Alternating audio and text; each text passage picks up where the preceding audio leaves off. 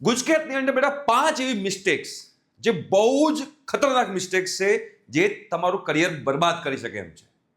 એવી 5 મિસ્ટેક્સ છેલ્લા 10 વર્ષથી બેટા અમે લોકો આ ગુજકેટની અંદર અને બોર્ડની અંદર JEE મેન્સની અંદર છોકરાઓને ગાઈડ કરતા હોઈએ છીએ અને એના આધારે અમે લોકો જે લિસ્ટ બનાવ્યું છે ને એમાંથી બેટા તમે એક મિસ્ટેક પણ કરતા હશો ને તો 100% તમે લોકોને કહું છું કે તમે ગુજકેટમાં બહુ હેરાન થશો.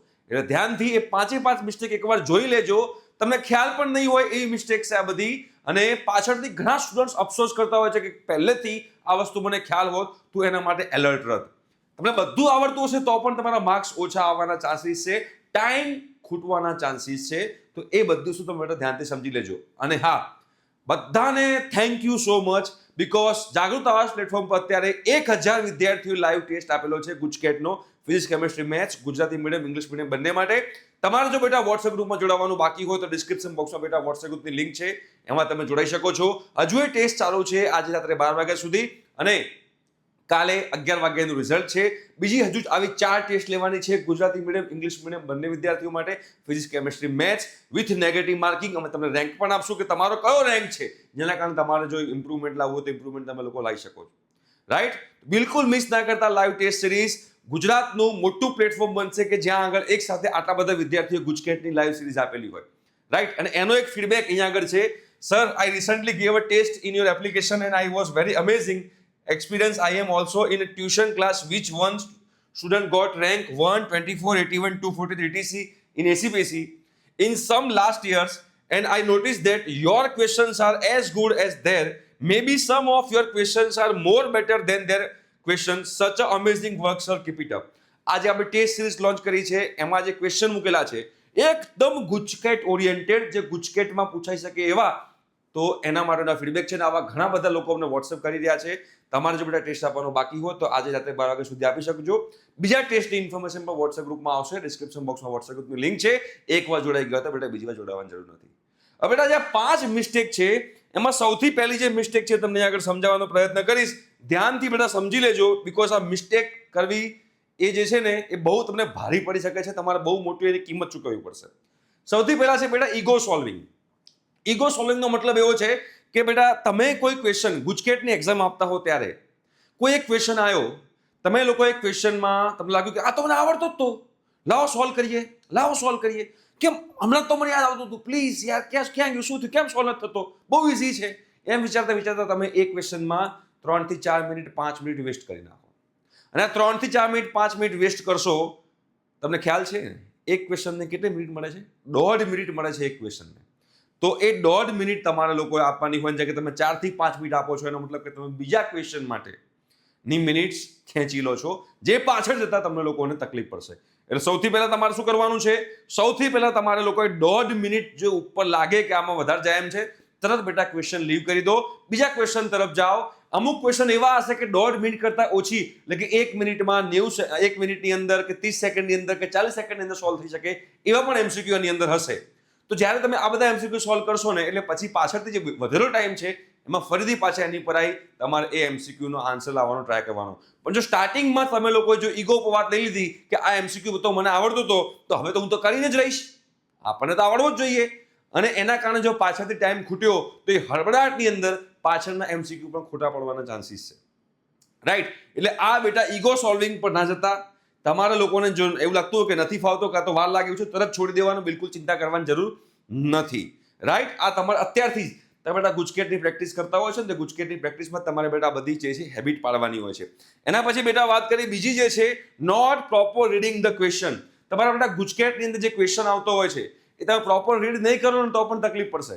બેટા ઘણા બધા ક્વેશ્ચનની અંદર યુનિટ એવું પૂછ્યું હોય કે ફાઇન્ડ ધીસ ઇન કિલોવોટ. તમે કિલોવોટ વાંચો જ નહીં. ક્યાં તો એવું કીધું હોય કે આમાંથી કઈ વસ્તુ એવી છે જે નથી, અને તમે લોકો નથી વાંચો જ નહીં ને જે છે એ વાળો આન્સર લખીને આવતા રહો. આ બધી વસ્તુ તમારે સમજવાની જરૂર છે.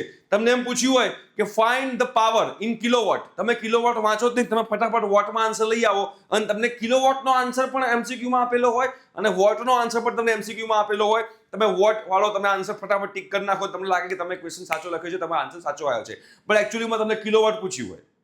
તો હળબડાટની અંદર ક્વેશ્ચન નથી વાંચવાના, કામલી તમારે ક્વેશ્ચન વાંચવાના છે, ક્વેશ્ચનને સમજવાનો છે, ક્વેશ્ચન શું પૂછી રહ્યો છે, કયા યુનિટમાં પૂછી રહ્યો છે, કયો આન્સર માંગી રહ્યો છે, એ તમે નહીં સમજો અને ફટાફટ તમે લોકો સોલ્વ કરવા જશો તો યાદ રાખજો કે આ લોકો ગુજકેટનું પેપર એવી રીતે સેટ કરતા હોય છે કે એમને ખબર છે કે છોકરાઓ કઈ જગ્યાએ ભૂલ કરે છે. તો જે જગ્યાએ ભૂલ કરતા હોય અને ભૂલના કારણે જે આન્સર આવતો હોય એ આન્સર પણ પેલા ઓપ્શનમાં હોય છે અને સાચો આન્સર તો હોય જ છે. તમારો આન્સર આવી જાય, તમને બેટા ઓપ્શનમાં દેખાય તમને લાગે કે યસ મારું સોલ્યુશન આવી ગયું, ફટ તમે ટીક કરી દો. તો આ પ્રોપર રીડિંગ ના કરો તો એના કારણે પણ તકલીફ પડી શકે એમ છે, ધ્યાન રાખજો. બીજી જે સૌથી મોટી મિસ્ટેક છે, not proper checking the option. બેટા અમુક વાર એવું હોય કે ઓપ્શન એ, ઓપ્શન બી અને ઓપ્શન સી માં એવું લખેલું હોય option A and B both અને પછી ઓપ્શન ડી પણ લખેલો હોય, રાઈટ. હવે ઘણા બધા સ્ટુડન્ટ શું કરતા હોય છે આની અંદર કે બે આન્સર પોસિબલ છે પણ એ ઓપ્શન સી ચેક જ નથી કરતા કે એ એન્ડ બી બોથ લખેલું છે. તો એ શું કરે કે ઓહ પહેલો ઓપ્શન એ દેખાઈ ગયો, ફટ દઈને ટીક કરી દે.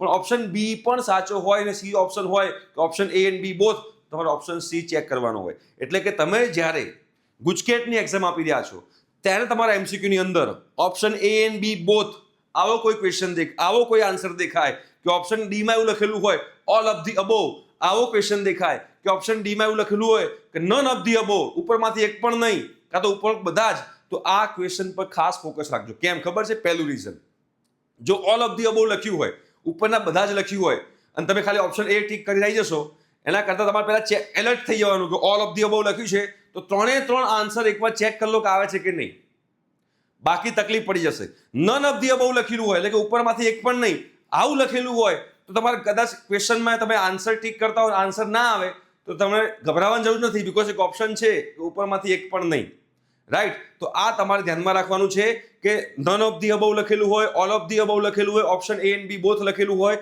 આવા ઓપ્શન હોય ત્યારે ચેતી જવાનું અને એ પ્રમાણે તમારે બેટા આન્સર લાવવાનો પ્રયત્ન કરવાનો. ફટાફટ આન્સર ટીક કરવા જવાનું નહીં. જો તમે બેટા ફટાફટ આન્સર ટીક કરવા જશો તો એમાં તમને લોકોને બેટા તકલીફ પડી શકે એમ છે. એટલે આ વસ્તુ તમારા લોકો ખાસ ધ્યાનમાં રાખવાની છે. એના પછી OMR શીટમાં આન્સર ટીક કરવામાં છોકરાઓ બહુ જ મોટી મિસ્ટેક્સ કરતા હોય છે.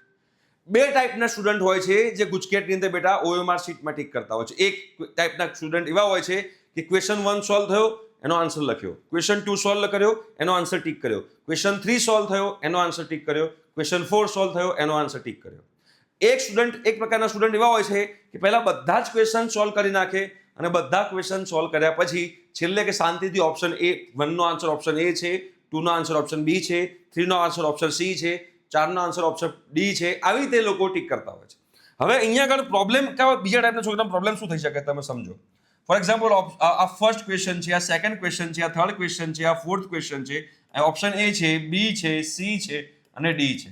અહીંયા બેટા ઓપ્શન એ છે, બી છે, સી છે અને ડી છે.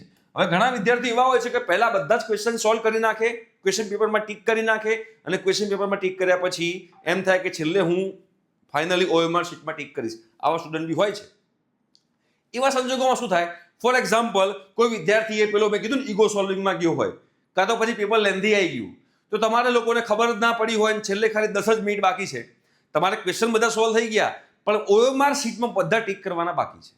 હવે OMR શીટમાં બધા ટીક કરવાના બાકી હોય, તમારી પાસે 10 જ મિનિટ હોય અને તમારા જે એક્ઝામિનર એમ કે ભાઈ 10 જ મિનિટ બાકી છે એટલે તમે ફટાફટ પેપર કાઢો, ઓપ્શન એ નો આન્સર, ઓપ્શન 1 નો આન્સર એ, ઓપ્શન બી નો 2 નો આન્સર સી, આમ ટીક કરતા કરતા કદાચ એવી ભૂલ થઈ શકે કે તમે ઓપ્શન 2 નો આન્સર સી હતો એની જગ્યાએ ઓપ્શન 3 માં તમે સી લખી નાખો અને ઓપ્શન 3 માં સી લખી નાખો તમે ઉતાવળમાં ટીક કરતા હો, તમને ખ્યાલ જ નથી તો 2 નો આન્સર 3 માં જતો રહે, 3 નો આન્સર 4 માં જતો રહે, 4 નો આન્સર 5 માં જતો રહે, 5 નો આન્સર 6 માં જતો રહે, એમ કરતા છેલ્લે લાસ્ટમાં બધા ટીક કર્યા પછી ખબર પડે કે આ તો દાવ થઈ ગયો.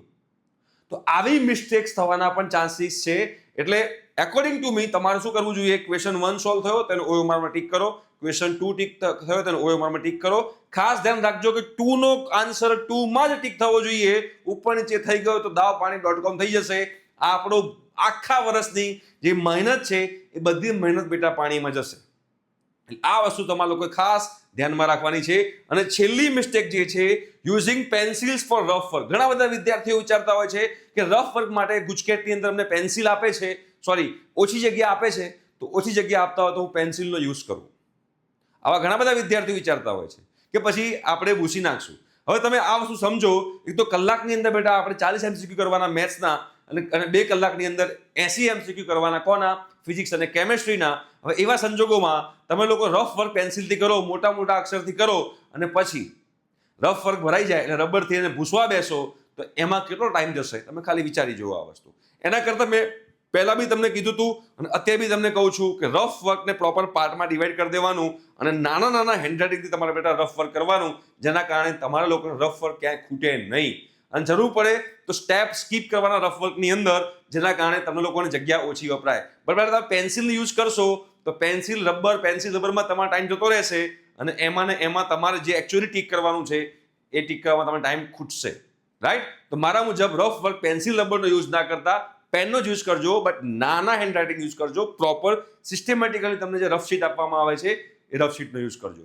તો આ 5 મિસ્ટેક જે છે ઘણા બધા વિદ્યાર્થીઓ કરતા હોય છે. અમારા એક્સપિરિયન્સના બેઝ ઉપર તમે વિચારી જુઓ કે આમાંથી તમે કદાચ એકાદી મિસ્ટેક કરવાના હોઈ શકો છો. તો હવે કદાચ તમારી મિસ્ટેક નહીં થાય. જો તમને એવું લાગ્યું હોય, અહીંયા સુધી તમે લોકો વિડીયો જોયો હોય, તો કમેન્ટ બોક્સમાં કમેન્ટ કરજો, યસ સર હું મિસ્ટેક નહીં કરું. રાઈટ? તો મને ગમશે કે જાગૃત આવાજદાન પ્લેટફોર્મના કારણે એક પણ વિદ્યાર્થી એવો નીકળ્યો કે જેને આમાંથી એક પણ મિસ્ટેક નહીં કરી અને એનું કરિયર બચતું હોય, તો આ વિડીયો બનાવેલો સફળ છે. Right? Thank you so much. By.